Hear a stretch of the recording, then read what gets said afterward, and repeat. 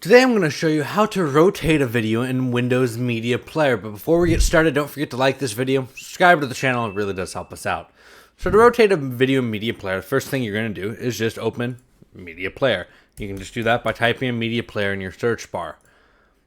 You can open up Media Player, and I'm going to open up a video here. Let's just open up this video. Now once you have the video opened up, what you're going to want to do is right click on the video.